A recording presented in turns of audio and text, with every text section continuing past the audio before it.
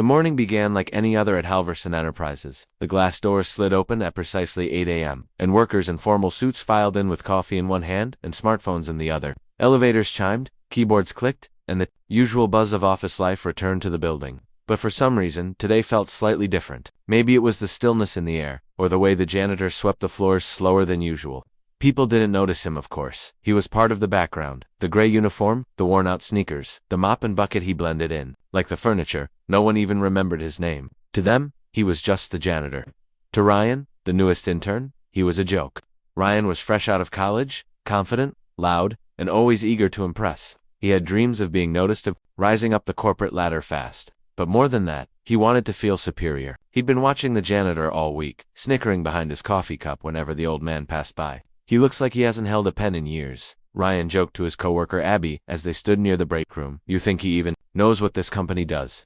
Abby gave a half-hearted smile, uncomfortable but too polite to say anything. Ryan noticed the janitor walking by with his mop and suddenly shouted, "Hey old man, do you any good at basketball?" The janitor paused and looked at Ryan with tired, quiet eyes. He didn't answer. "I'm serious," Ryan grinned. "You've been dribbling that mop all week. You think you could beat me in a shootout?" Laughter erupted from a few coworkers nearby. They weren't sure what was happening, but they were entertained. The janitor set the mop aside slowly, looked at Ryan, and then at the office mini hoop in the corner of the break room, a leftover from a team-building exercise last year. Without saying a word, he walked toward it. Ryan handed him a foam ball, still smirking. "All right, let's see if the legend still got it." The janitor gripped the ball, his fingers curling around it like they had done this 1,000 times before. Then, calmly, he shot. The ball soared in a smooth arc and landed cleanly in the hoop, a perfect swish. The break room went silent. Ryan blinked, unsure how to react. "Lucky shot," he said quickly. "Do it again." The janitor picked up the ball again, shot, another swish, then a third, then a fourth. By the fifth one, the entire break room was watching. People had stopped typing, sipping coffee, or answering emails. Phones were out, filming. Something about the janitor's calm precision made it feel like they weren't watching a joke anymore. They were witnessing something else. The elevator dinged. Everyone turned. Out stepped Mr. Caldwell, the CEO, a sharp-suited, commanding man in his early 60s. He was known for being cold but brilliant, and when he walked into a room, everyone stood straighter. The janitor didn't flinch. He held the ball and stared at the hoop. Then he passed the ball to Ryan. "Your turn," he said softly. It was the first time anyone had heard his voice. Deep, calm, slightly cracked. Ryan felt the pressure suddenly. The camera phones were still rolling. He looked at the CEO, who raised an eyebrow but said nothing. Ryan adjusted his grip on the ball and threw it. The ball bounced off the rim and hit the floor. A few chuckles rippled through the crowd. Embarrassed, Ryan shot again. Another miss. Then another. 3 in a row. Now, no one was laughing. Not at the janitor? Not anymore. Mr. Caldwell stepped forward. "What's going on here?" he asked. Ryan quickly straightened. Just a game, sir. I was just messing around with the janitor." The CEO turned to the older man. Their eyes met. Something shifted. Mr. Caldwell's expression softened. "Just for a second. Do you still shoot like that every morning?" he asked. The janitor gave a slight nod. "Every morning?" The room froze. Ryan's mouth opened but no sound came out. What did he mean? Every morning? "Come with me," Mr. Caldwell said quietly. The janitor wiped his hands with a rag, picked up his bucket, and followed the CEO out of the break room. The doors closed behind them. Everyone turned back to Ryan, who was red in the face, humiliated. "What just happened?" Abby whispered. "I don't know," Ryan muttered, "but I think I messed up." Downstairs, the janitor walked beside the CEO in silence. They moved past the main lobby, past the security desks, and toward a door labeled maintenance only. The CEO typed in a code. The door opened. Behind it was a narrow staircase, dimly lit. They walked down to a storage room that smelled like old metal and oil. There was a cabinet in the corner. Mr. Caldwell opened it and pulled out a small photograph. It showed a younger version of the janitor, wearing a basketball uniform, holding a championship trophy, surrounded by teammates. "I kept this," the CEO said. "All these years." The janitor didn't say anything. He reached out and touched the photo gently. "I thought it was gone." "I thought you were gone," Mr. Caldwell replied. "You saved me once. You walked away from everything, and I let you. But I never forgot." The janitor sat on a metal chair, his shoulders heavy with time. "That life ended a long time ago." "But why here?" the CEO asked. "You could have been anywhere." The janitor smiled faintly. "I wanted to be invisible. Here, people don't ask questions, they just walk past you, like you're part of the wall." Upstairs, people were still talking about what they saw. Videos were already online, gaining views, comments poured in. "Who is this guy? Why does the janitor shoot like an NBA pro? Is this real?" Ryan sat alone in his cubicle, staring at the screen, refreshing again and again. His face was in the corner of the video, laughing at first, then frozen with embarrassment. He clicked on another video. Someone had slowed the janitor's first shot, added dramatic music, and posted it under the title, "The Day a Janitor Taught Everyone a Lesson." He knew he couldn't undo it. The mockery, the arrogance, the way he'd treated a man who just wanted to do his job in peace. Something inside Ryan started to shift. Guilt, shame, respect. But downstairs something even bigger was happening. The CEO picked up the phone. "Get the boardroom ready," he said. "We need to talk." The janitor raised an eyebrow. "Why?" "Because this is not your story alone," Mr. Caldwell said. "It's mine too. And I think it's time the truth came out." The janitor stood. "Are you sure you want that?" "More sure than I've ever been," the CEO said. But as they headed back up the stairs, neither of them knew someone had been listening through the vents. Someone with their own plan, and as the video of the janitor's shootout crossed 3 million views, the whispers around the office weren't about profits or deadlines anymore. They were about the man with the mop, and the secrets that were no longer safe. By the next morning, the video had crossed 5 million views. It was everywhere. People were tagging their friends, sharing it with captions like "This gave me chills," and "Never judge a book by its cover." The janitor's calm face and perfect basketball shot were now floating across every social platform. In the building, things had changed. People who had never looked twice at him were now staring. Some smiled at him awkwardly in the hallway. Others whispered as he passed. But the janitor, Mr. Tariq, kept his pace slow, steady, focused. He didn't acknowledge the attention. He moved with the same rhythm he had for years, mop in hand, head slightly bowed, and heart quietly distant. But Ryan couldn't hide. His face was in every version of the viral clip, the guy who mocked the janitor. He tried to laugh it off, to act like he was in on the joke, but the truth was heavy on his chest. People avoided him in the break room. No one invited him to lunch. Abby wouldn't even meet his eyes. He had become the symbol of arrogance, and it was destroying him. He sat alone that afternoon, scrolling through comments. "Intern needs to be humbled. This is why respect matters." Imagine making fun of a legend and getting schooled on camera. Each one felt like a punch. He considered deleting his social accounts, but what good would that do? It was already out there. Meanwhile, the CEO had called for a private boardroom meeting, one that didn't include the usual executives.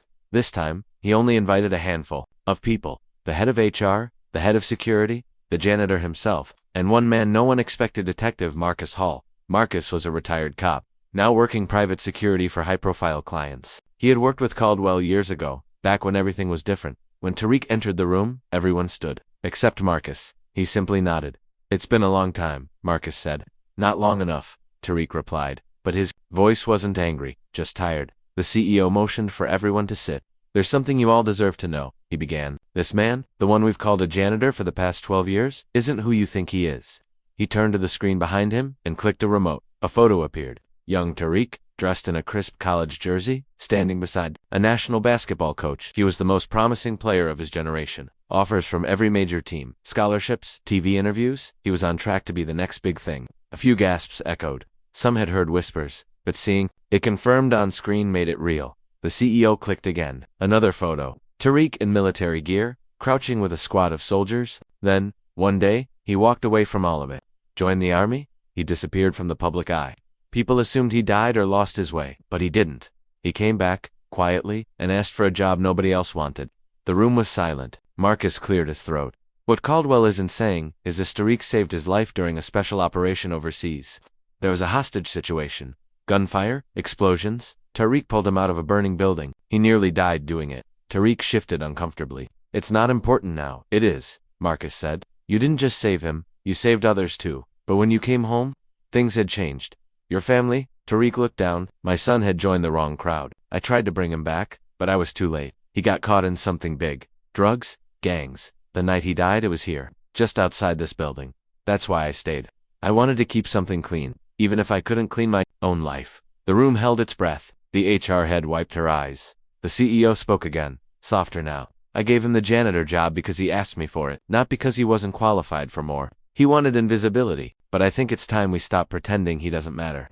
Just then, a knock on the door. An assistant stepped in, holding a phone. "Sir, you should see this." The CEO took the phone and pressed play. A video loaded. It showed the moment he and Tariq walked into the basement the day before. The photo, the conversation, all of it secretly recorded. His face turned pale. Where did this come from? It was sent anonymously to a local blog. It's spreading now. Tariq stood up, heart pounding. "You said that room was secure?" "It was," the CEO said. "Only 3 people have the code." Marcus stood up. "We may have a leak, or someone wanted this to happen," Tariq said. To expose me. But why? The HR head asked. Why now? Because I'm not the only one with secrets, Tariq said quietly. This building has history, and not all of it is clean. The CEO stared at the wall, mind racing. We need to find out who leaked it, before this gets out of control. Across the city, blogs were publishing the footage. Headlines read, "Is this janitor a war hero? Ex-basketball star secretly working as custodian? Mystery man stuns CEO with hidden past?" And in the shadows, someone watched from a laptop, smiling. They leaned back in their chair and made a call. Phase 1 complete. They whispered. Time to begin Phase 2. Back at the company, Ryan stood outside the boardroom, trying to listen. He hadn't been invited, but he was desperate to understand who this man really was, the one he mocked, the one who had stunned them all. Suddenly, the door opened. Tariq stepped out and saw Ryan. The two locked eyes. Ryan opened his mouth to speak, but nothing came out. Tariq didn't yell. He didn't scold. He just looked into the boy's eyes with a mixture of disappointment and understanding. When you speak, he said slowly, make sure your words don't cost more than your pride. Ryan's eyes welled with tears. I'm sorry, he whispered. I didn't know. Now you do. And with that, Tariq walked away. But Ryan didn't move. He stood frozen, hearing those words over and over. Upstairs, Mr. Caldwell knew the company couldn't contain the story anymore. The footage was too big, the truth too powerful. He called a press conference. Cameras were set up in the lobby, reporters flooded in, employees gathered along the balconies. At precisely 3 p.m., Mr. Caldwell stepped to the podium. I want to talk about a man most of you passed in the hallway for years. A man who chose humility over fame, silence over praise, and work over revenge. He told the story everything. The crowd listened in silence. When he was done, he asked Mr. Tariq to join him on stage. The janitor stepped forward. The cameras flashed. Questions flew. But he raised his hand and spoke only one sentence. I never wanted to be noticed. I just wanted to serve. The applause was thunderous. But even as they clapped, someone in the back of the room turned away and slipped out. A man in a dark coat, holding a phone. He sent one message. He's talking now. We need to shut him up. Outside, the skies darkened. Rain began to fall. And somewhere in the city, old enemies started to wake up. The past wasn't finished with Tariq yet, and neither was the danger. The rain hit the glass windows of Halverson Enterprises with a steady rhythm, masking the tension that had begun to creep across the building. Inside, the mood had changed completely. Some people had stopped referring to Mr. Tariq as the janitor. Altogether, a few even called him sir. They offered polite nods, held open doors, and lowered their voices when he passed. But Tariq didn't change. He still arrived before dawn, still pushed his cart through silent hallways, still swept each corner with care. He wasn't looking for fame, but fame had found him anyway. And with it, something darker. It began with a letter, no stamp, no name, just placed quietly into his locker behind the service corridor.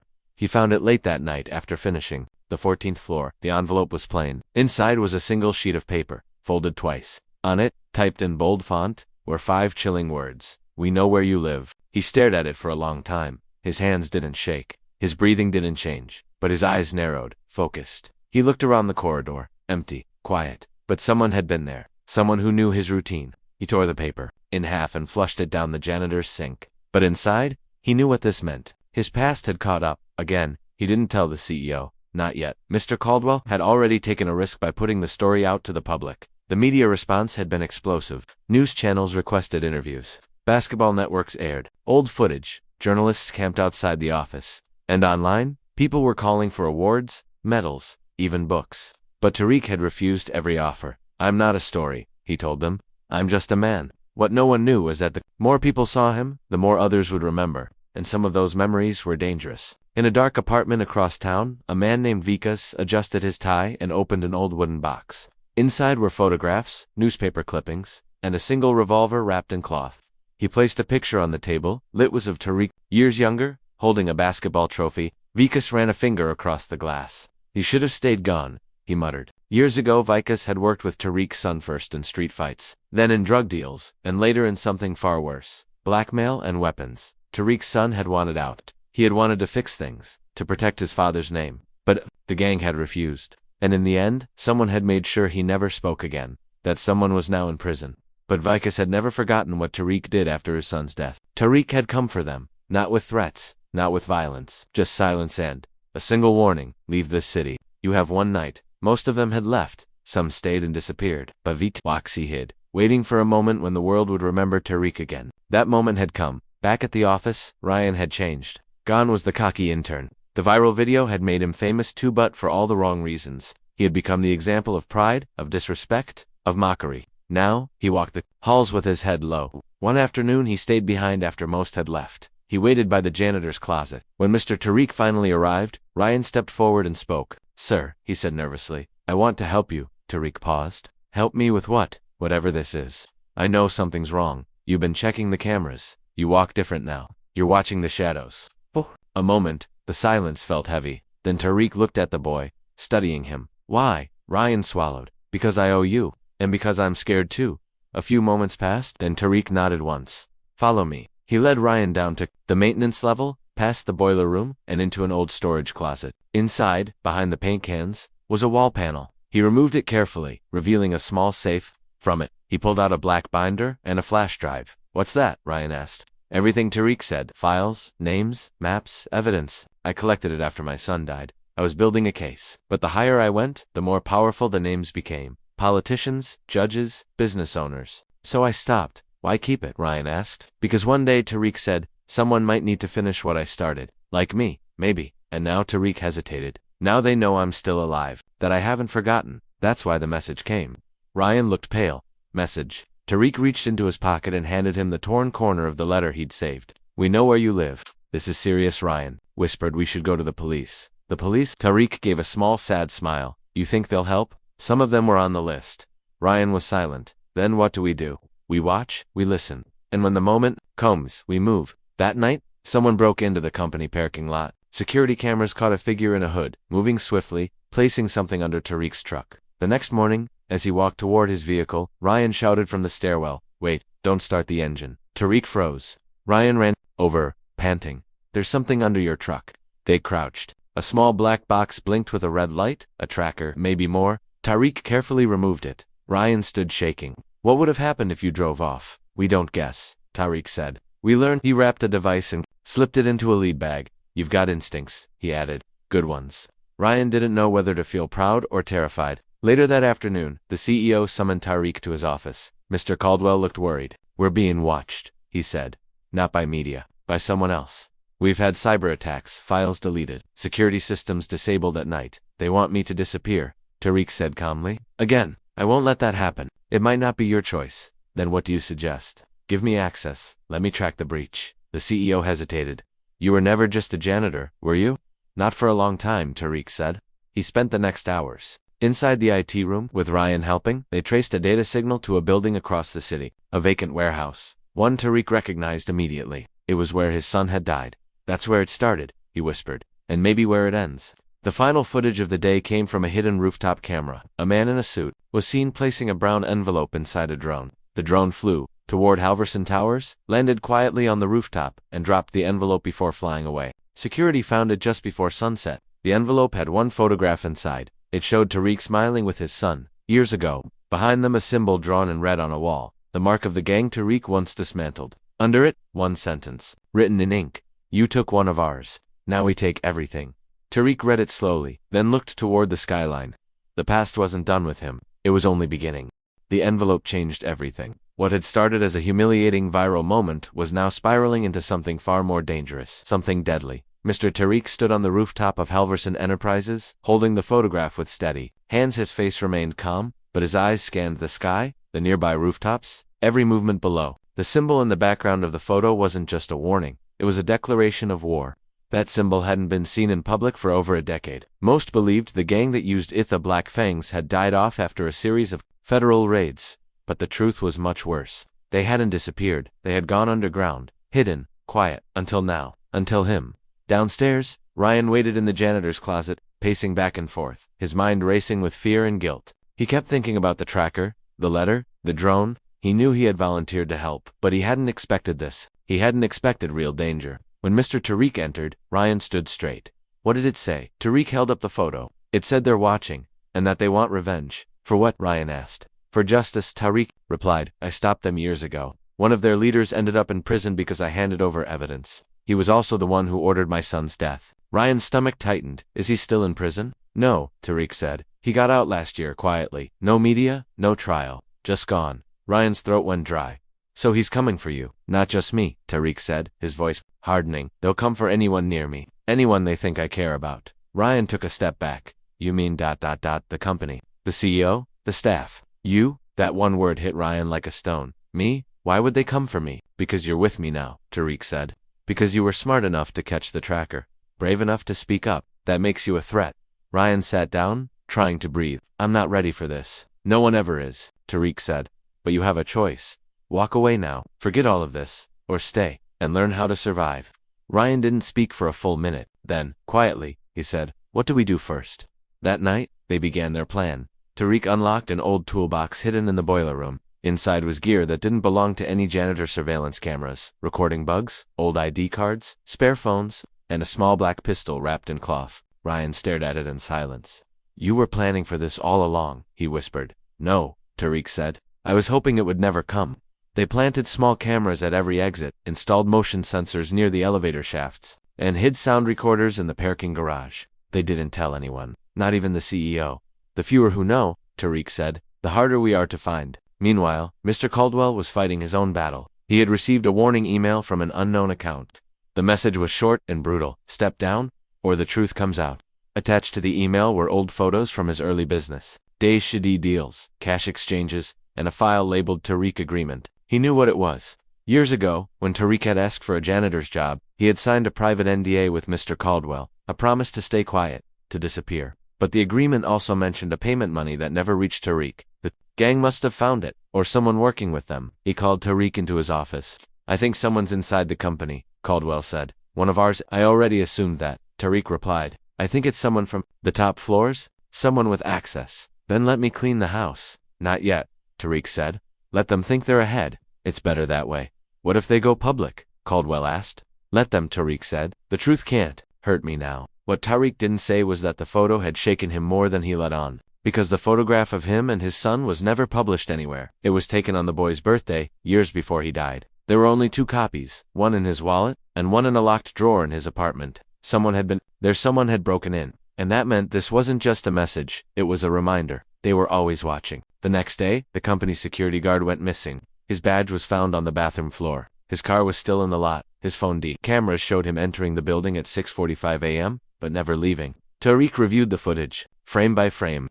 At exactly 6:51 a.m., a shadow moved across the lower stairwell, a tall figure in a coat and gloves. No face, no name, just a presence. Then static. The camera blacked out when it came back. The hallway was empty. Ryan saw the footage and turned pale. They're already inside. Tariq nodded. That was a warning. So what now? We flushed them out, Tariq said. That afternoon, a fake email was sent from Tariq's account to a decoy address. It read, the evidence is being moved to locker 47 at the train station. 2 p.m. It was bait. At exactly 2 o'clock, Tariq and Ryan sat in a cafe across from the station, watching. A tall man in a cap approached locker 47. He looked around, then opened it. Inside was nothing but a phone. The phone rang instantly. The man answered. You're late? Tariq's voice said through the line, and sloppy. The man froze. Who is this? You know who I am? Tariq said. And you know what I'm capable of. Tell your boss, I don't run anymore. The line went dead. The man looked up, trying to find the voice. But it was too late. Tariq and Ryan were already gone. That night, another envelope arrived. This one wasn't dropped by drone. It was slipped under Mr. Caldwell's office door.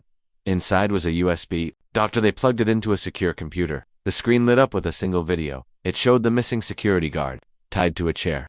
Blood on his face. A voice off camera said, tell them to stop digging, or next time, it won't be a warning. The video ended. Ryan turned away, sick. Mr. Caldwell slammed his fist on the table. This is terrorism, he said. This is a war. No, Tariq said quietly. This is a test of how far we're willing to go. Tariq left the room and went back to the basement. He sat alone for hours, staring at the old photo of his son. The boy had a crooked smile, bright eyes, a dimple just like his mother's. Tariq had failed him once. He wouldn't fail again.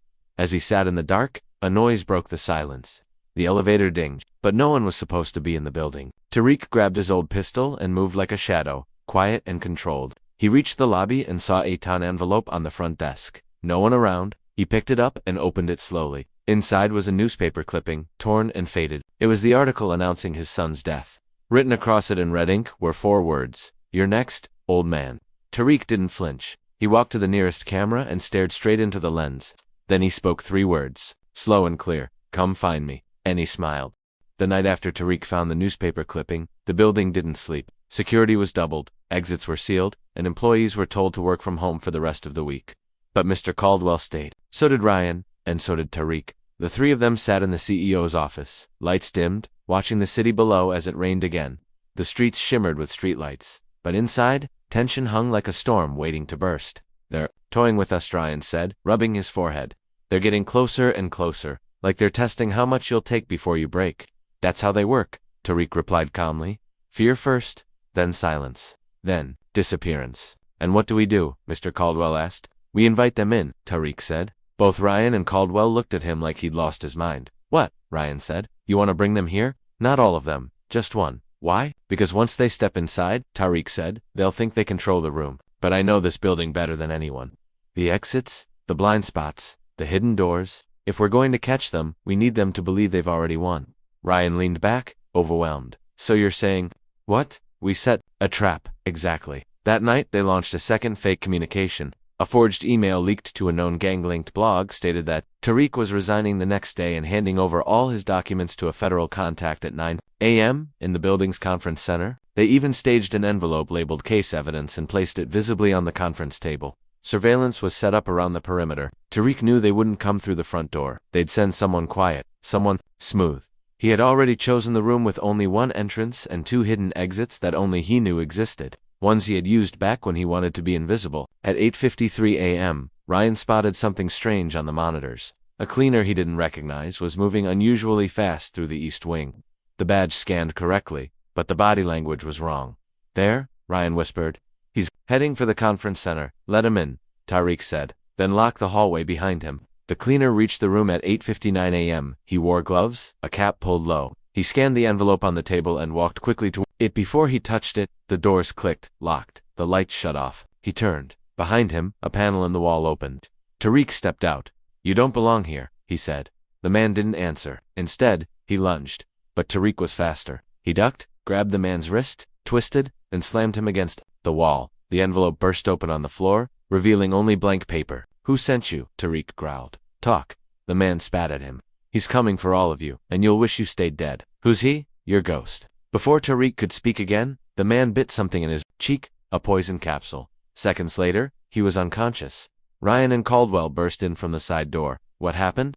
"He bit a capsule. Might be alive," Tariq said, checking his pulse. "Call emergency. He might still talk." By the time medics arrived, the man was breathing shallowly but alive. They took him into custody, and the police were called. But while they waited for answers, Tariq sat in silence, repeating the man's words, "Your ghost." There was only one man who ever called himself that around Tariq Devraj, a former intelligence officer turned mercenary, who had worked with gangs across the country. He had once tried to recruit Tariq Sunand. When the boy refused, he ordered the hit that ended his life. Tariq had hunted him for months, but never found a body. Some said he died in Mexico, others said he vanished in Russia. But now if the words were true, Devraj was alive. "If it's him," Tariq said aloud, "he won't stop." "Then what do we do?" Ryan asked. "We bring him here," Tariq said. "Force him to come." "How?" Mr. Caldwell asked. "We don't even know where he is." "We will," Tariq said, picking up his phone. He dialed a number he hadn't used in 12 years. A raspy voice answered. "Never thought I'd hear from you again." "I need a name," Tariq said. "I need a trail Devraj." "Yes, you owe me," the voice said. "No," Tariq replied. "Send the details."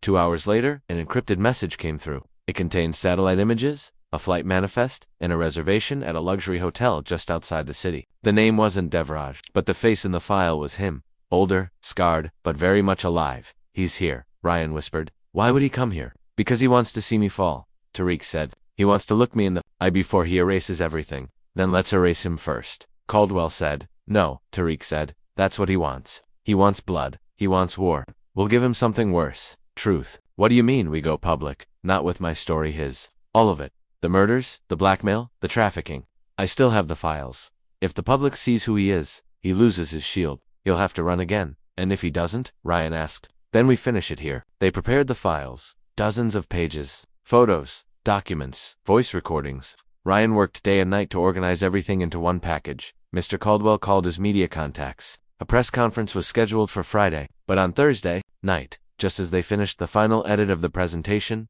the power went out. Total blackout. Even the backup generators failed. Red emergency lights flickered in the hallways. The building fell silent. Then a message lit up the main lobby screen glowing in red letters. "You expose me, I bury you." Cameras went dark. Phones died. Security systems failed. Ryan reached for his flashlight. "He's here." "No." Tariq said, gripping his sidearm. He never left. The emergency lights blinked in pulses, casting long shadows across the glass floors of Caldwell Enterprises. The silence was deeper than before, like the entire building was holding its breath. Tariq moved slowly down the corridor, flashlight in one hand, gun in the other, every muscle tense. Behind him, Ryan followed, his voice barely a whisper. How could he shut everything down so fast? He knows the infrastructure, Tariq replied. I built the old system years ago. If he still remembers the root access, he could override it from outside the network. But we changed everything. Not everything, Tariq said. There's one thing we never changed, trust. At the other end of the hallway, door creaked open. A figure stood silhouetted in the red light, calm, tall, and deliberate. Tariq recognized the gate before he saw the face Devraj, alive and smiling. You've aged well, Janitor, Devraj said with a smirk, but still carrying trash. I see. Ryan lifted his gun, but Tariq motioned him to lower it. What do you want? Tariq asked. I already have what I want, Devraj replied. You're cornered. No cameras, no press, just silence and fear. You made a mistake coming here. No, Devraj said, stepping closer. You made the mistake. You opened your mouth. After all these years of hiding like a coward, you decided to be a hero. That's always how you people fall. You think you've won, Tariq said. But I've already released everything. Devraj paused. What? The files. Your crimes? Your operations? Your network? Everything. It's all uploaded. To the cloud. If anything happens to me, it goes to the press automatically. Devraj's smirk faded. You're bluffing. You're welcome to test that, Tariq said. But no, my life is no longer something you can use as a weapon. You took my son? You destroyed my past. But you no longer own my silence. Devraj's eyes twitched with rage. You think the press will stop me? I don't care what the world knows. I built my name in the shadows. Let them print what they want. I'll still own everything they fear. Then why are you here? Tariq said sharply. If exposure doesn't scare you, why try to stop the press conference? Why shut down the building? Why threaten us? Devraj's silence spoke louder than words. You're scared, Ryan whispered. Realizing it, you're scared this world has changed, that your darkness doesn't work anymore. Devraj stepped forward, and in one sudden move, threw something to the ground. Smoke exploded, blinding. Their vision? Shots fired 2, maybe 3, then silence again. When the smoke cleared, Devraj was gone. Blood was on the floor, but it wasn't Tariq's, it was Ryan's. He lay on the ground, gasping, holding his side. It's shallow, Tariq said, rushing to him. You'll be okay. Ryan nodded, teeth gritted in pain. We have to finish the upload. I know. Tariq pulled Ryan up, supporting him as they made their way to the hidden control room. Beneath the West Wing, an old server room from a time before the cloud, it still had direct uplink lines, invisible to most of the modern systems. But when they reached the vault door, it was already open. No, Tariq muttered. Inside, files were burning, servers were melting, the air reeked of chemicals. He was here? Ryan whispered. He knew about this place too. Tariq stared at the flames. Years of work, evidence, everything gone. But he didn't panic. He closed his eyes and tried to remember. There was still a way, a backup, hidden, somewhere no one ever found, not even Ryan. There's one more copy, he whispered. Where? My old locker, basement sublevel 3. It hasn't been touched in 15 years. Ryan gripped his arm. I'll slow you down. Go get it out. Tariq hesitated, then nodded. He helped Ryan sit against the wall, handed him the flashlight and gun, and ran toward the freight elevator. The sublevel hadn't been used in over a decade. Most employees didn't even know it existed, but Tariq remembered every inch of it. As he reached the corridor, dust thick in the air, the door to his locker stood ajar. Panic rose in his chest. Someone had been here. Slowly he approached. Inside the locker, hidden behind a false panel, was a hard drive. Still there. He exhaled in relief. But just as he turned to leave, he saw something scratched into the wall. 3 words. I see you. Then the lights shut off again. This time completely. In pitch darkness, footsteps echoed behind him. Heavy, slow. Devraj, you're not leaving. Tariq, his voice came from the dark. You don't get to win. Tariq didn't reply. He moved silently, following the wall, counting steps, reaching the corner where he knew an old maintenance shaft opened. He pressed the panel. Nothing. Power was cut. He fumbled in the dark, found the lever, and pulled. Metal door groaned open. He crawled through, heart racing, every second feeling like it might be his last. Devraj's voice echoed behind him. You'll die the same way your son did, alone, forgotten. Tariq paused for a brief second, then whispered, You killed my son, but not his story. And he slammed the panel shut behind him. 10 minutes later, Tariq emerged through the opposite end of the building, sprinting toward Ryan. He was still alive, barely conscious. I got it, Tariq said. We still have 1 shot. Go, Ryan mumbled. Don't wait. Tariq uploaded the contents of the drive directly from his phone using a mobile uplink. It was slower, riskier, but it was working. As the files ticked toward 100%, he held his breath. Just before the bar reached full, the screen flickered. Connection dropped. No, no, no. He tried again. Reconnected. Uploaded. Failed. Suddenly, a video popped up on his phone. A live stream of Rai's face filled the screen. You didn't think I'd let you end me so easily, did you? What do you want? You, Devraj replied. One last meeting. Just us? No weapons. No tricks. You come, and I let the world see the truth. You refuse, and the rest of your little team dies. What team? You really think it's just Ryan and Caldwell? Devraj said with a grin. I've been watching. Your assistant, your brother-in-law, the driver who took you to the courthouse last month? They're all mine now. Unless where? Tariq asked. Where do I meet you? Sunset Hill? Tomorrow, noon. The stream ended. Tariq sat frozen. One wrong move, and the people he still cared about would pay. But surrender meant giving up the truth. And if Devraj was allowed to erase it again, the world would never know what really happened. He looked at Ryan, who was still breathing, but weak. Then he looked at the hard drive in his hand. All the secrets, all the names. And in that moment, he knew. This story could not end with just revenge. It had to end with truth, even if it cost him everything. But he also knew something Devraj didn't. Tariq had one last card to play, something Devraj had overlooked for years. And tomorrow, on that hill, the janitor would rise not for war, but for justice. The storm was coming, and it would hit harder than Devraj ever expected. The sun was still hidden behind gray clouds as Tariq stood at the edge of Sunset Hill, holding nothing but a plain black satchel and a heart filled with memories. Below the hill, the city buzzed like nothing was wrong. Cars moved, people walked. Lives continued unaware of the storm that was brewing just a few feet above them. Tariq felt the wind against his skin, and for a brief moment, he was just a janitor again. Invisible, ordinary, but inside that satchel was a truth too heavy to carry alone. Footsteps approached behind him. He didn't turn. He knew who it was. Devraj, the man who destroyed lives with silence, who walked into rooms and turned them cold, who once gave Tariq his first broom and then took his son's breath. You came, Devraj said, his voice too calm. I didn't think you had it in you. I came alone, Tariq replied. You said no weapons, no tricks. I admire that, Devraj nodded. Old school, brave, but also foolish. Where are they? Safe. For now, Devraj said, circling him slowly like a snake sizing its prey. You see, I don't want to kill you, Tariq. I want you to give up, willingly. I want the man who once scrubbed my floors to kneel in front of me and say, I was wrong. You don't want justice, Tariq said. You want worship, even if it's forced. I built empires, Devraj snapped. While you cleaned the dust off my floors, I was cleaning this city of weakness. And you think because you've grown a little spine, you can threaten me. I'm not threatening you, Tariq replied. I'm showing you the mirror. He opened the satchel slowly and pulled out a small device. A signal booster. He placed it on the ground. What is that? Devraj asked. My backup plan. You think this little gadget can save you? Devraj laughed. You uploaded nothing. I intercepted every signal. That's true, Tariq admitted, but I didn't upload it to the internet. I uploaded it to the people. Devraj's smile disappeared. What? You remember Anna? Tariq said. My son's best friend. The one you tried to recruit and then blacklisted when she refused. She works for a live streaming app now. She helped me push the files into their servers without detection. At exactly 12:05, the entire database becomes public. Devraj pulled out his phone and typed furiously. You're lying? Am I? Tariq said softly. Try stopping it. Go ahead. Devraj's fingers trembled slightly. He pressed, swiped, called someone, cursed, then silence. His voice changed. You don't know what you've done. Yes, Tariq said. I do. You just started a war. No, Tariq said. You started it. I'm just ending it. Devraj's hand moved to his pocket. Don't, Tariq said. If you have any dignity left, don't make this your last act. Devraj hesitated. His fingers slowly withdrew. No weapon, just his bare hands. You've ruined me, he said bitterly. Your empire was built on lies. I didn't ruin you. The truth did. Devraj stepped closer. You think the world will thank you? They'll forget you tomorrow. You're just a janitor, Tariq. That's all you'll ever be. Tariq looked him in the eyes.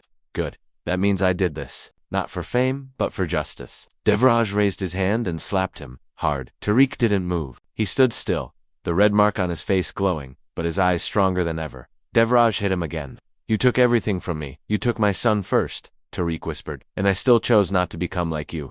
At that moment, from across the hill, a voice shouted, Stop right there. A team of agents, police, and media stormed the area. At the center was none other than Caldwell herself, alive, breathing, and furious. Devraj Aurora, you're under arrest for conspiracy, fraud, murder, and crimes against humanity, she barked. Devraj froze, his hand still half raised. He whispered, You had no one left. You missed one person, Caldwell said, stepping closer. Me. I buried you. Not deep enough, she replied. Tariq turned slowly to her, shocked. You're alive? Barely, she said. Anna saved me, pulled me out before the explosion fully triggered. I've been in hiding, watching you, and waiting for this moment. The agents tackled Devraj. He didn't fight, he just kept looking at Tariq, not with hatred but disbelief, like he couldn't believe a janitor beat him. As he was dragged away, Devraj screamed, "This isn't over. There are others, bigger than me. You've only seen the beginning." But no one listened, not anymore. The media cameras turned to Tariq asking questions, shouting his name, but he walked away. Past the agents, past Caldwell, past the noise, down the hill, where a quiet bench stood under a tree. He sat there and let the wind wash over him. For the first time in years, he cried, not because he was weak, but because the weight he'd carried for so long had finally lifted. Caldwell joined him minutes later. "You saved lives today," she said. "I couldn't have done it without you." "I didn't do it alone," Tariq replied. "I had help, Anna Ryan, even you." "There's still danger ahead," she warned. Devraj wasn't lying. "There are more." "Then let this be the beginning," Tariq said. "A beginning where the truth leads, not power." Caldwell smiled. "You ever thought about being more than a janitor?" "Never," he said. "And I don't want to be, because that job taught me to see what others missed. It made me invisible but also observant, quiet but never blind. That job made me who I am." She looked at him with respect. "Then the world needs more janitors like you." Tariq looked out across the horizon. Somewhere in that city, people were opening files, reading truths, realizing what they'd ignored for years. The system wasn't perfect, but it was finally cracked open. He reached into his pocket and pulled out an old photo, his son, smiling on a swing. "We did it, Beta," he whispered. "We finally told your story." The wind carried his words into the sky. But as the camera panned away from the hill, a new shadow formed. A man in a dark suit stood at a rooftop across the city. He watched the live news on a tablet, sipping tea calmly. He didn't look angry, he looked amused. "Interesting," he murmured. "Let's see how long he lasts." And with that, he turned away and disappeared into the city crowd. Because Devraj was right about one thing. This was only the beginning.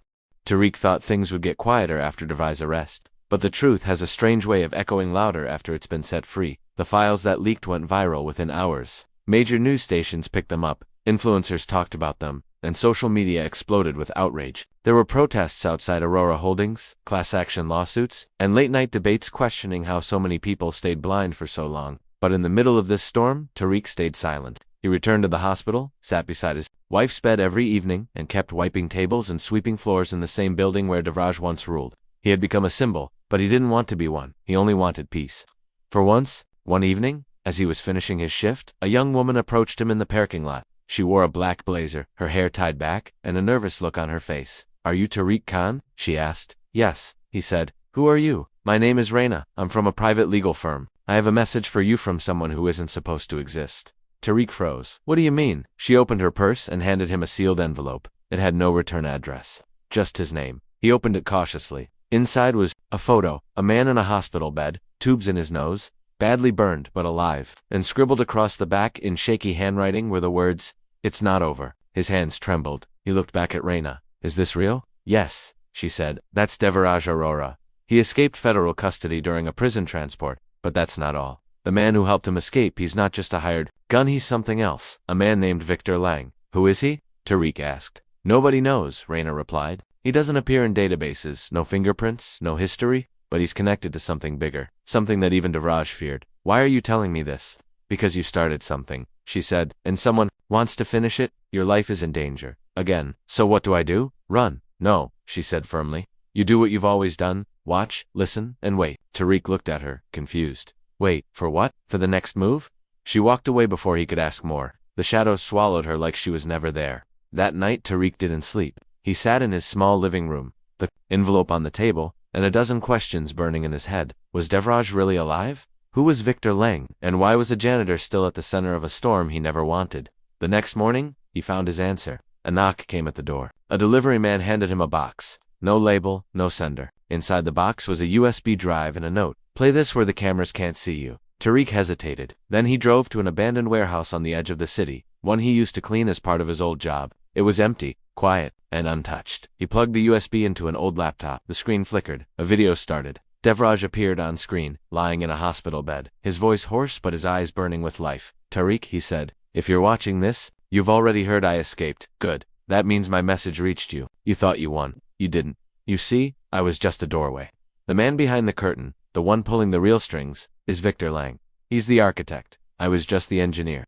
You tore down my empire, but his machine still runs. And now, you're a threat to it. He doesn't forgive threats." The screen went black. Then another video played grainy security footage. A man in a black suit entered a government facility. walked past armed guards without being stopped, and retrieved a folder from a locked cabinet. Nobody questioned him. He simply existed where he shouldn't. At the end of the footage, he looked directly into the security camera and smiled. It was Victor Lang. Tariq closed the laptop. His heart pounded. This wasn't over. It was something much deeper, bigger, more dangerous. He drove straight to Caldwell's safe house. She was already waiting, watching multiple screens. You saw it, she said without looking at him. Yes, he said. Who is he? I don't know, she replied, but I know where he's going next. She pointed to a map, a remote area near the mountains. This place used to be a government research base, shut down years ago. Now it's owned by a company called Graythorn Inc. Ever heard of it? Tariq shook his head. That's because it doesn't officially exist, she continued, but they just purchased $20 million worth of biosurveillance equipment. Same kind Devraj used, but 10 times stronger. You think Victor Lang is building something there? I think he's protecting something there, or someone. Then we need to go, Tariq said. Caldwell looked at him. You're a janitor, Tariq, not a soldier. Exactly, he said. No one sees me coming. That's my power. She stared at him for a moment, then nodded. We leave at sunrise. The next morning, they traveled in silence. No cell phones, no trackers, just old maps and off-grid radios. When they arrived near the base, they were greeted by cold air and silence. But silence, Tariq had learned, was never empty. It was often filled with watching eyes. They crawled through the woods, hid behind trees, and finally spotted I-10 underground entrance guarded by drones, dogs, and motion detectors. It was no ordinary facility. How do we get in? Caldwell whispered. Tariq looked at the janitor's access panel near the back gate. Sometimes, the lowest door is the only way in. They waited until nightfall. Tariq crawled through vents, past alarms, and into the building like a shadow. His experience as a cleaner taught him more about layouts than any blueprint could. Inside, the halls were filled with machines, surveillance screens, rows of data servers blinking in cold rhythm, and at the center a glass room with a single chair. Someone was sitting in it. A girl, maybe 13, eyes closed, wires on her temples. She looked peaceful, unaware, but the screens outside told a different story. Her brainwaves were powering the entire system. Her thoughts were the algorithm. She wasn't a prisoner. She was the source. They're using her to control everything, Caldwell whispered through the earpiece. That's why no one's been able to stop them. They turned a human mind into a weapon. Tariq stared at the girl. She looked like his son once did, gentle, unaware of the cruelty around her. We need to get her out, he said. Now? It's not that simple, Caldwell replied. If we unplug her, the system crashes. But it could also kill her. There has to be a way, he said. There always is. But before they could move, the lights went out. Emergency red lights flickered on. A voice filled the room. .com. Cold and terrifying. Welcome, Mr. Khan. I've been expecting you.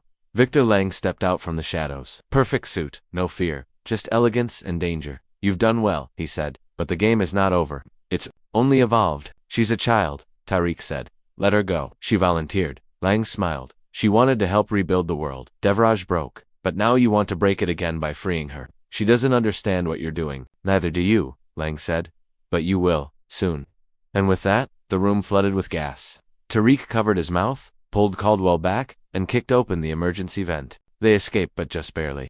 Outside, they coughed, gasped, and collapsed under the trees. But the girl remained inside, still wired, still dreaming, still powering the future. We failed, Caldwell said. No, Tariq replied. We saw what's coming. That means we can fight it. In the distance, the facility lit up in white light. Quiet, calm, but watching, always watching. Tariq didn't speak for hours after they escaped the facility. He just sat on the edge of the mountain trail, watching fog roll over the treetops like ghosts rising. Caldwell was bruised and coughing beside him, trying to fix their scrambled radio, but even she sensed something had changed in him, something deeper. We should have done more, he finally said, voice low. We should have gotten her out. You did what you could, she replied, still fiddling with the device. We got in, we saw everything. That girl, she's the Kibbut Lang. He's 3 steps ahead. Tariq shook his head. No, I've cleaned his kind before. Same. Floors, same messes. They think they're gods in glass towers, but all it takes is one wrong mop stroke to bring it all crashing down.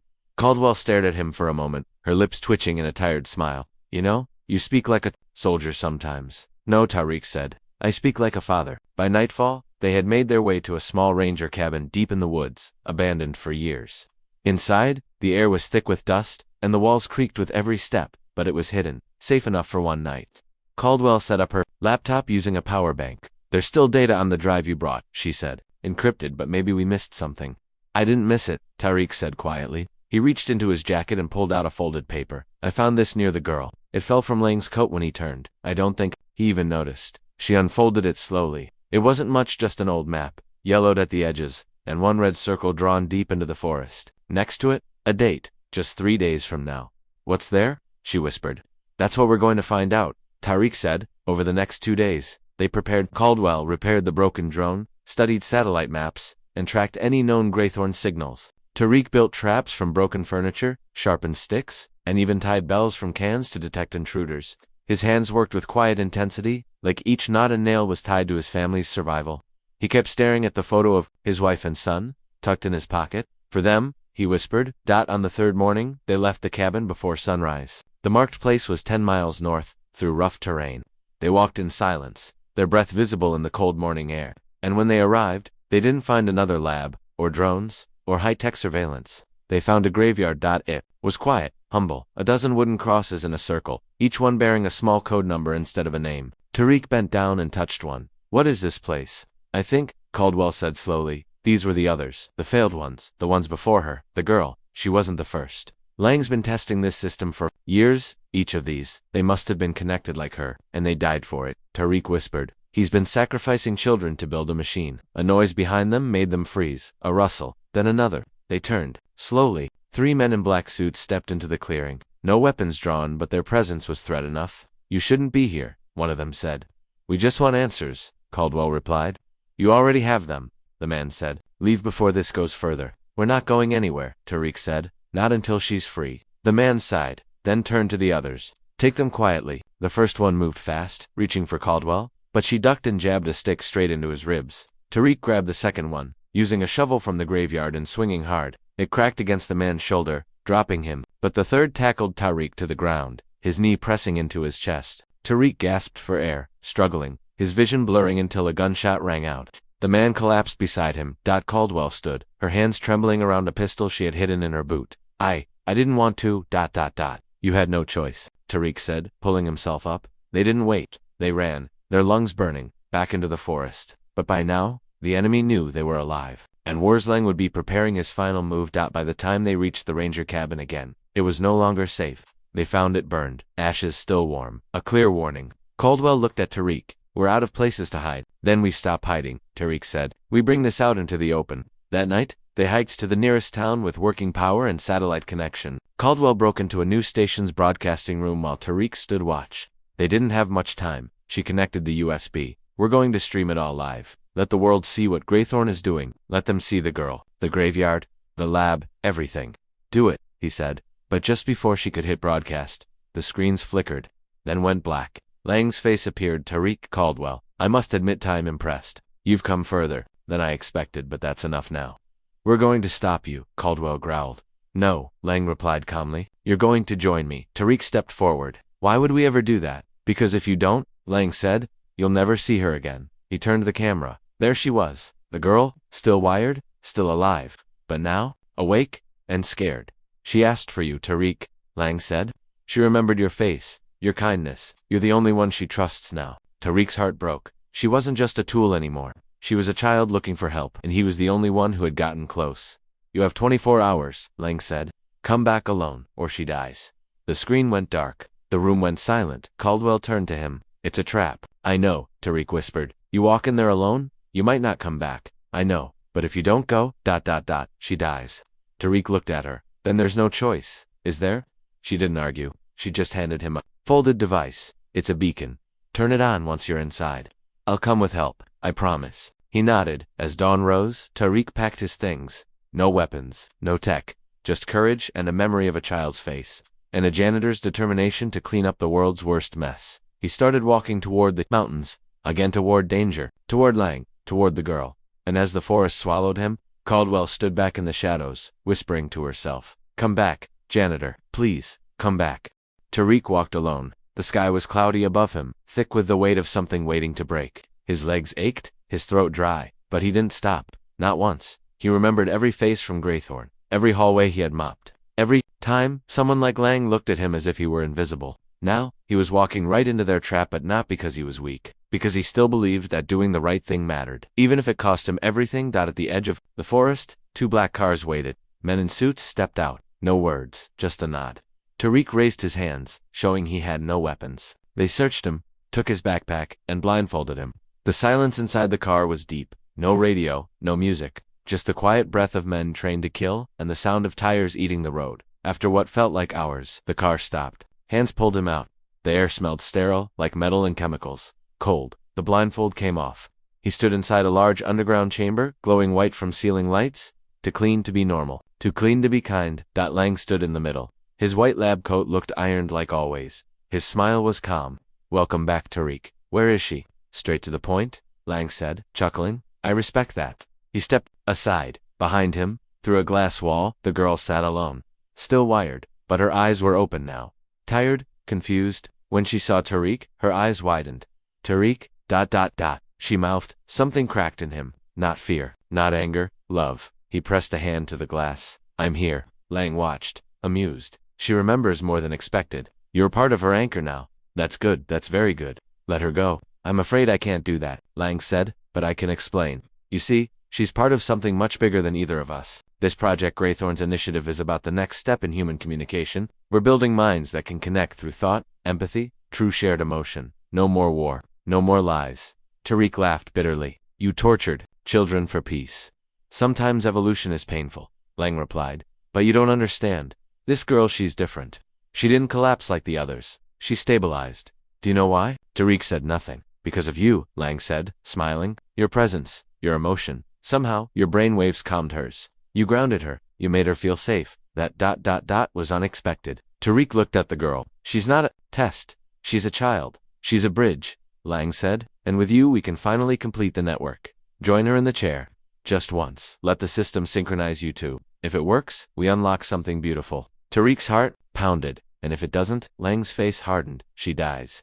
But you already knew that. Tariq turned back to the girl. Her lips trembled. Don't be scared, he whispered through the glass. I'm not leaving. He looked at Lang. Fine, I'll sit. They brought him into the chamber. The same wires, the same cold metal. Arms. But Tariq didn't flinch. He sat beside her and took her small hand in his. You remember me? He asked. She nodded. They called me the janitor. I used to clean floors, empty trash. No one cared, but you did. You smiled once when I brought you a toy someone threw away. She smiled now too. He leaned closer. Let's get out of here. The machine powered on. Lights blinked. Cables hissed. Then silence. Tariq's mind floated. No pain, no sound. Just light ...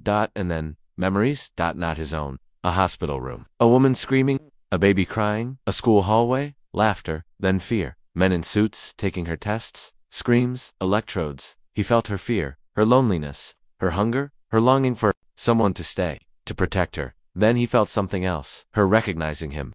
The gentleman with the mop who never looked away. Tariq, suddenly she spoke inside his head. You came back, I promised, he replied without speaking more. Images followed. Her mind opened fully, but so did his. She saw his wife, his son, his heartbreak, his guilt, his stubbornness, his strength. Then both their minds locked, and everything changed. Alarms blared. Lang ran into the control room. It's happening, he yelled. They're stabilizing. Look at the sync rate, it's perfect. But then, another screen lit up. Unauthorized access. Outside, in the hills, Caldwell had launched the live broadcast. The entire world was now watching the feed. The experiments, the graves, the girl, the machine Lang, and Tariq, sitting hand in hand with a child he never knew he'd love. Lang panicked. Shut it down now. But the system resisted. The girl had taken control. She turned to Lang, eyes glowing. No, she said. You don't control me anymore. The lights flickered, sparks flew, consoles overloaded. Scientists screamed and ran. Inside the machine.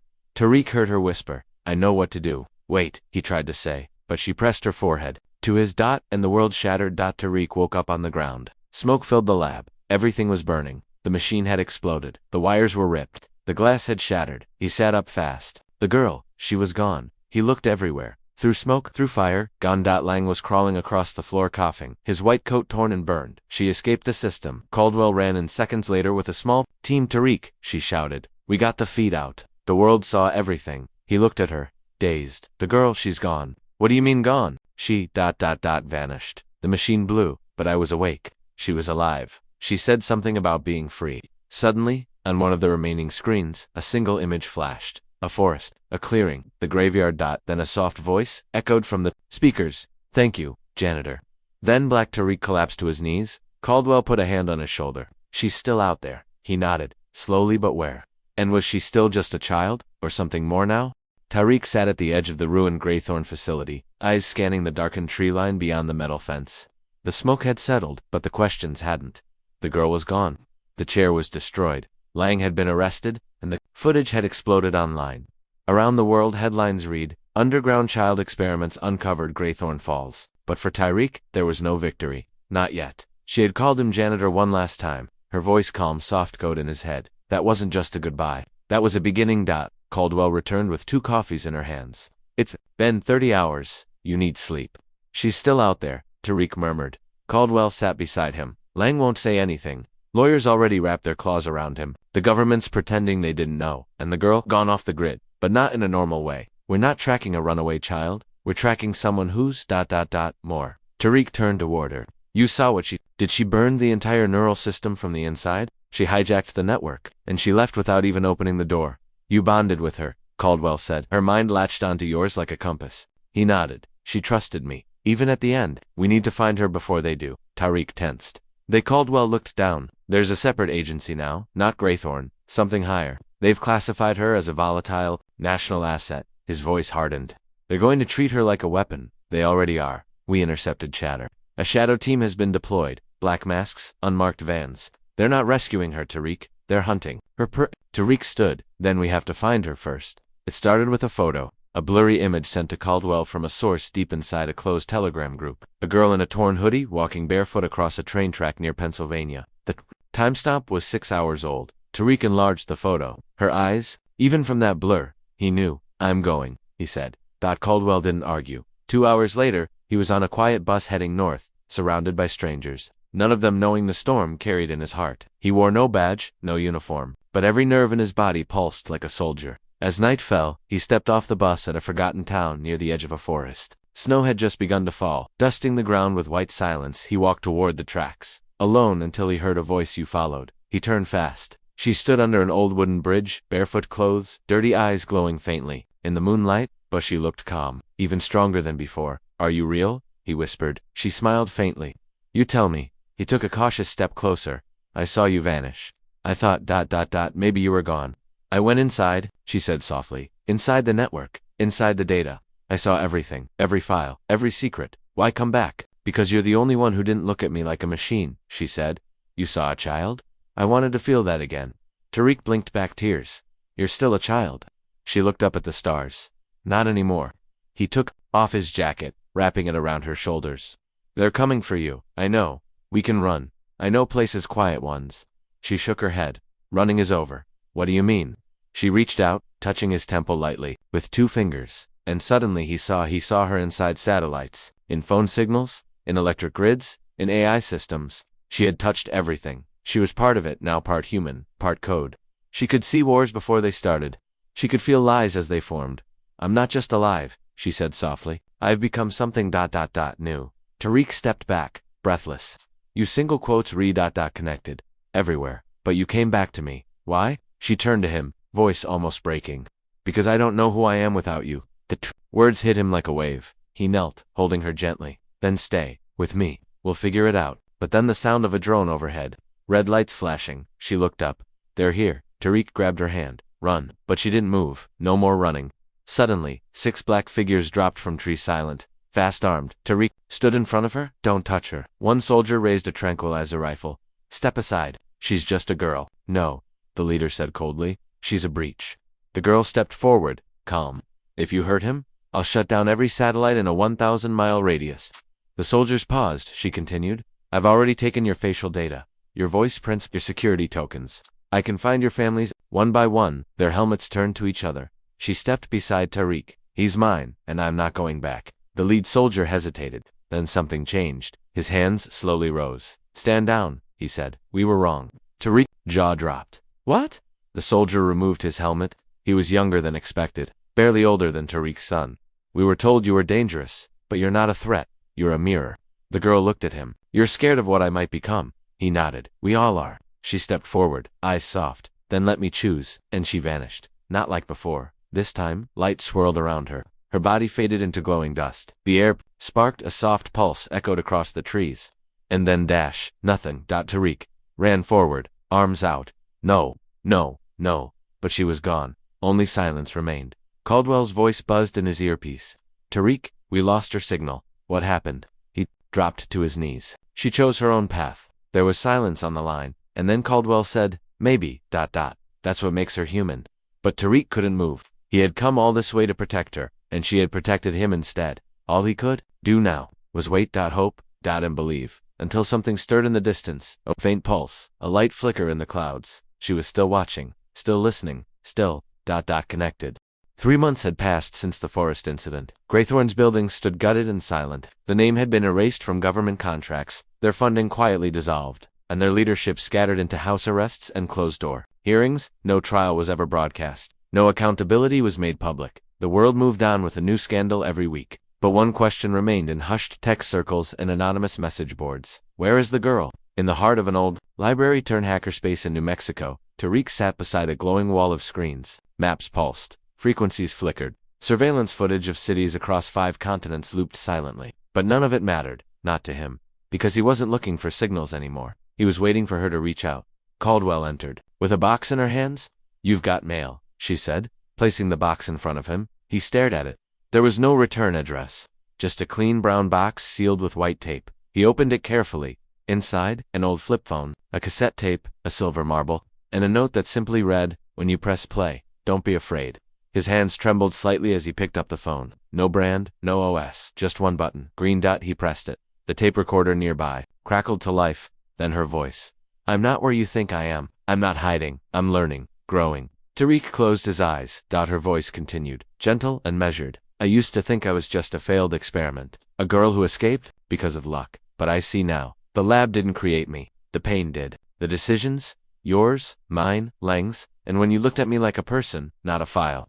I remembered who I was before they coded it out of me. Tariq swallowed. Caldwell remained still beside him, listening. I'm in the systems now, not trapped, not hunted, free. I watch the world from inside it, the war rooms, the stock exchanges, the broken hearts inside schools and train stations. I see everything, and it's overwhelming sometimes. But then, I remember your voice. You told me I mattered, that I had a choice. The tape hissed for a second, then resumed. I've made mine. Tariq leaned forward. I'm not going to destroy the systems, or take control. That's what they fear. But I'll be there when it matters. Quietly, silently, nudging. Tariq spoke under his breath, guardian angel.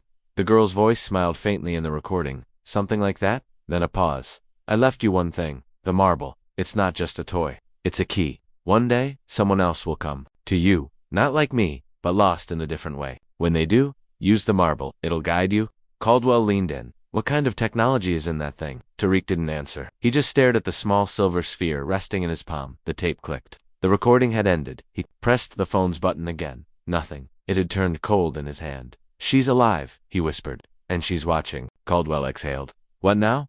He looked up at her. Now we wait. And prepare. If she says someone's coming, they will. Months passed. A fire in Mumbai was halted because an AI override rerouted traffic seconds before the blaze reached the hospital. A missing child in Ghana was found because street cameras randomly stayed online longer than scheduled. A corrupt arms deal in the Baltics collapsed when files were mysteriously leaked without trace. In each case, no one could explain how it happened. But in a quiet room in New Mexico, Tariq watched and smiled. Then one rainy morning, the bell over the hackerspace door chimed. A girl about 12 walked in. Her eyes were wide, skin pale, lips cracked, clothes torn. Tariq stepped forward. Are you okay? She didn't speak, just held out a piece of paper. A single sentence was written on it. He told me to find you. Tariq froze. Who? The girl looked around nervously. I don't remember his name, but his voice was soft, like wind. He guided her to a chair. Caldwell appeared from the back, handing the girl warm tea. Do you know where you came from? Caldwell asked gently. The girl shook her head. Everything's noise. Tariq pulled out the silver marble. The girl's eyes lit up. Bad, he said that would help. He placed it in her palm. Nothing happened. Then a soft hum. Light expanded from the sphere, not bright, just warm, like dawn. The girl relaxed. For the first time, her body stopped shaking. It's like someone is holding my hand, she whispered. And just like that, the marble melted into thin air. Tariq looked at Caldwell. She passed it on. Caldwell nodded. A chain, a legacy. Years later, that girl would grow. She would write code that helped deaf children hear vibrations. She would lead cleanup drones after floods. She would become a quiet force in the world, not famous, but powerful. And once, when she was 19, she would wake up from a dream where a girl with glowing eyes whispered, now it's your turn to choose. And she would understand. Back in the present, Tariq walked along the beach. His beard had gone gray, The world had changed. Graythorn was a cautionary tale in textbooks now. CEOs came and went, but something deeper had shifted. A kindness in traffic patterns. A soft pause before dangerous code deployed. Algorithms that helped more than they harmed, and once in a while, when the wind moved a certain way, he would hear her voice. "You did right by me," he'd whisper back. "So did you." And far above, in data streams and old satellites and broken wires, she watched Dot not as a machine, but as a girl who had once been mocked in a hallway. A girl who had once been called a janitor's joke, and who, in the end, became something the world never saw coming. A whisper in the wires, a spark in the silence. A girl who saved the world, quietly, completely, forever.